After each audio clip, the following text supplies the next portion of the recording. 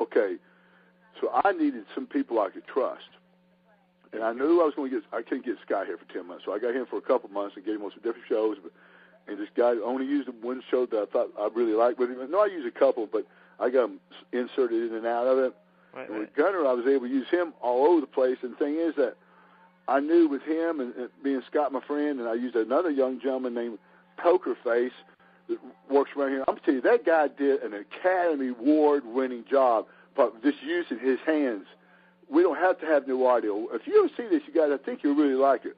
Very cool. It's like the old school wrestling, but all these young faces, new people. But no, for him, I got him in it to help me do that because, one, when I showed it in festivals in this part of the area, and I mean area from here would be anywhere far as far, Indiana, right, Evansville, all the way to the coast, and as far as, east, all the way to Carolinas, all the way, over this way, because Lord Humongous did this area. right. So if there ever shows an area, one, then I got me, myself, Scott, and Lord Humongous, and that gives me star power. Now, I really did it for a little inside jingle to my friends to know that I did Lord Humongous as well. Exactly, right. And that's why I really did it. That, and then, to me, when I faced Lord Humongous, Sid Vicious against Lord Humongous, to me, that's you can't beat that. That's pretty cool. That's like Hollywood Hulk Hogan versus Hulk Hogan, Yeah, dude, I think that's a little cooler because I did it. Yeah, yeah. Hey, fuck you, man. No, I'm just kidding. I'm just kidding. No, you always got to put Hulk Hogan in here. But, hey, my kid didn't kill anybody. Oh, wow. No, that was pretty cool, though. I mean, that you were able to throw that back because I got it right away. I mean, CWF when back in the day and all that. Right. I remember all that stuff. So. But no, to answer your question, though, Gunner, he's not going to wrestle. He just went after doing that. He got lucky and got on a couple of shows, and like I'm talking to a guy in Missouri who wants to do some stuff. If it's something we can do together to make it like a little vacation, we do it. Mm-hmm. But it's been probably 6 months since we've done one. How, if you don't mind me asking, how old is he? He's just 17. 17. Okay, so he's still got a lot of deciding to do. So. Right. No. Yeah. Guys, it's like I'm gonna tell you something. And he's one of these. He's totally dyslexic, and it really was a good morale. Self-confidence thing for him. Oh, excellent. But the thing was, you asked, and I'm not saying this because he's my kid, but you can call and ask anybody that knows him, that wouldn't give him a good rating because of who I am. Mm-hmm. The kid never blew up, never got nervous, never missed a finish, never missed a spot, and didn't know anything about the business. Wow. My kids had never been to wrestling. Wow. I'm not kidding you. I think my oldest kid made wrestling once or twice. Gunner, maybe not until this here recently, the last couple of years. So that's what I'm saying. They don't know anything about wrestling. Wow. He just fell into that. He is a natural for it, especially in carrying a character like Lord Humongous. That's a tough thing to do, guys, because you can't talk, you can't show facial expressions. It's also an easy character to do as well, But he picked up on it really well. Does he have your size? He's bigger than me. He's bigger than you. Wow. Yeah, that's hard to imagine. Well, that's pretty cool. No, that's the thing is, like, he got to do, and just because they'll hear him, and those clowns are really good guys. They put him on the show this past year, and put him on Friday night. I was in Evansville and had him on the show there, and then they put me on the show later that Saturday night. Yeah. The only thing was that their limo got lost going the first night, so he didn't get to work. Oh. But he did work in Evansville Saturday night with me. But he got to go to the show. And him and his buddy got to walk around, and that's a pretty cool thing for kids, And that's the Insane Clown Posse, you mean? He loves the Insane Clown Posse, yeah. Very cool. Very cool. Oh, now, you've been on the scene. He thinks he's the coolest guy. All the things we've done, guys, that's what he marks to being cool. Wow. Pretty cool. Now, you've been back on the wrestling scene for a little while now. I remember they made a big announcement about 3 or 4 years ago that you were getting back into it. And, there's always the rumors going around, and I have to ask you, is there any plans on doing anything nationally, like with TNA or WWE, as Nash has gone back as a legend contract, or is it all just kind of up in the air at the moment? It's probably still, the business, if you're in the business, it's always up in the air. Exactly. I don't know. I heard about this. I don't know anything about what you're saying. I heard about something about Kevin and them doing a Legends thing. Yeah. They brought him back for the Rumble, and he got a Legends contract. So basically, he's free to do whatever he wants, but he gets, I guess, he gets paid to be part of the WWE. I guess, and I guess they retain some rights to him. I don't know how that works, but yeah, well, that's pretty cool though. They see him again. So right now, no plans for you to end up in WWE or TNA then? No, guys, I'll be honest with you. I turned 50 this past year. Of course, I waited a long time to get into bodybuilding. That's what I'm doing right now, that and some films. I'm starting up a new little security company. Oh. And just don't see myself, I just don't see myself doing anything anymore. Oh, well, that's a shame. Hopefully, we'll see Lord Humongous, though, once again, if your son decides to go that way. If I could do the Lord Humongous gimmick, I might do it. I'm not kidding. I love that gimmick. It can make money. I always believe gimmicks are short-lived. Right. That would be something that would really be fun for me. I mean, honestly, I wouldn't mind doing something like that. You know, you could be Lord Humongous, you know. Do you think that everybody would know who you were, though, at this point? Well, I think that's what you'd hope. Yeah, I guess so, yeah. I mean, you got a double draw there, you know. Yeah. I think that's something I think would go with that. You know, you hope, is that Sid, you know? And then you play off of that. There you go. You know what I mean? There you go. Well, of course, it'd take a genius to figure that out. Exactly. And is there any way we could... Well, one thing that I wanted to ask you about, one thing I wanted to ask you about was, I've had this discussion with friends of mine who are wrestling fans. We talk about all the wrestlers from the past and everything. And one thing that I've always said about you that I thought made you such a huge success and made you stand out over a lot of people is that you were the first big guy that I remember seeing who had an athletic look, could do more athletic things, and you started doing moves like the powerbomb and the chokeslam. You were the first guy that I remember seeing ever do that. Did you think that you were a major contributor in redefining the big man in professional wrestling? Oh, guys, no, I don't. I wish I could take that credit. Thing was, is what you're saying, like chokeslam and powerbombs doesn't really make me look athletic. Now, what I did bring when I first came in, and I did a lot of things, and people stopped telling, and I'm glad I stopped doing it. But I used to go from the top rope all the way to the floor and to the mat and stuff like that. And then I distinctly remember you used to use a guillotine leg drop as a finish. Yeah, off the second rope is Lord Humongous. There you go. And then Sid Vicious. And then I also knew I was able to nip up. One of the few 300-pound. I think I was the only 300-pound guy I ever seen nip up or ever saw nip up.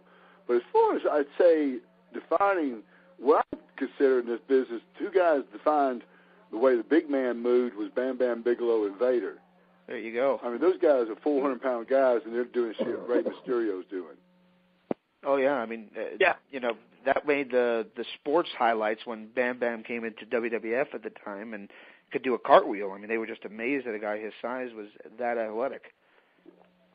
Well, Vader used to do a 360 backflip off the top. Oh, yeah. And now, I don't know if Bam Bam did that, but he did a lot of, the headbutt off the top was his finish. Yep. But no, those were the two guys that really defined what a big guy could do. And send my thoughts and prayers up to Bam Bam's old manager, Oliver Humperdinck, who's not doing too well right now. So. Oh, is he not? No, he's just entered hospice care. Oh my God. Yeah. Yeah, my prayers out to him too, man. I'll tell you, he's a really good guy. Well, yeah, we send him off a card from on behalf of the Epicenter, but if you want to give him a call or something, that might be cool. So. Okay, guys. All right, man. Well, is there any way we can keep up with F is for Fun or the Federation or whatever you end up deciding to call? Is there any way we can keep up with your upcoming releases? Yeah, check out Cycle Sid Promotions, or I'm hoping that this company here, like this, River Darkness, they went out and got a publishing company or a PR company, help them a little bit promote this. Mm-hmm. I guess that she's the one to set up the interview with you guys, and I hope they'll, these other companies that follow suit and do the same. Absolutely, and they've done a bang-up, very professional job in the promotion of this. I got to give them credit. They've been with me all along. They've been, and they've been very impressive. I got to be honest. I've dealt with book companies, and there's some book companies that are a little bit kind of not so good, and these guys have been very, very, very professional. And right there, that's what I can't. when I say that, I'm glad you said that too, because now it don't sound like just a only one ringing the bell, but that's what's so great about working with these guys is everything is professional. And I'm telling you, and it might sound like a corny somebody you see in the years old Dick Cavett or something, but really the screenplay, the casting, location, things like that mean everything to a movie, you know. And that's something they've done a good job on, especially River of Darkness. Very cool. And that movie is out now on DVD. I just watched it a few weeks ago, and it's really an interesting watch. If you like kind of the different kind of horror movies, sometimes maybe something that you would find a little humorous too, because it just sometimes when it gets overly graphic, it can be funny. That it really is something. Evil Dead. Cool. What's that again? Oh, it's like a horror comedy. It's like Evil Dead. Oh yeah, Yep, no, yep, it's very cool. Yeah, it is, guys. Well, hey, guys, I thank y'all for having me tonight. Absolutely. Thank you for stopping by. Hey, maybe in 8 years we'll have you on again. Hey, don't wait 8 years, okay? Won't do that, Sid. Thank you so much. All right, guys, good night and have a good night. Have a good night, Sid. That's been Sid Vicious here on Interactive Wrestling Radio. Always great to have him on. Last time he was so soft-spoken we could barely hear him, so I'm glad to hear he's more upbeat tonight, and that was a great interview. Yeah, it was. He's a fun guy. Again, he's not a whole lot like his wrestling character. Maybe when he laughs. Nice guy, though. Well, I remember when I first started watching wrestling was, especially WWF, was November of 1996 when they were pushing Sid versus Shawn for the world title, and he freaked me out when I was 9 years old. I will say this, my favorite time of his, despite the fact that I saw him when he killed Brian Pillman with 5 power bombs, and they did it right because Pillman, when you saw him after that, and he was gone for a month, after you saw Pillman again, Pillman was all taped up. So they sold it like he really hurt him, you know. It really did hurt Pillman. Yeah, well, that's a good point. I try not to say that. But, you know, they did a really good job of that, and, you know, when I saw him again, you know, WWF, you know, it was great to see him. It progressed through the years. But my favorite time period of his is when he did the Millennium Man at the end of 99 in WCW, when he just ran over people because he legit seemed freaky, man. And my favorite promo of all time, and we still have to find a clip of this, is when Sid beat up, I think it was Disco Inferno. He was cutting a promo and he said, "And when they proclaim me the Millennium Man, ooh, it'll make me shake all over." And I just thought it was the greatest thing I ever heard. I have been looking for a clip of that forever, and I have been unable to find it. It's on a Nitro from probably September of '99. I have all the Nitros. Oh, so you don't need the Best of Nitro DVD. I probably won't make it to the Best of Nitro DVD, but I hope it does, because it was just so great. That'd be great for the commercial, don't you think? Oh, yeah. When this DVD, get Sid to film something for it. What's that? Get Sid to film something for it. When this DVD comes out, I'm going to shake all over. It'd be great. There you go. Oh, boy. So, which, by the way, I hope that's not a Hatchet Job DVD. I hope they actually put some effort into it. Well, here's the thing.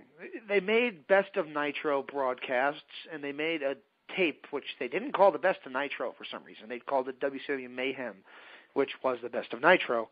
And both of them basically only had Hogan matches on it. And while I think that stuff certainly has a place and should be featured, they overlooked so much good stuff that I hope that this DVD, I hope it's not a complete, you know, this is when they started to suck and this kind of stuff. Or, you know, even though they had more fans, the fans much preferred our product. Kind of bullshit that doesn't make any sense. I hope they don't do that.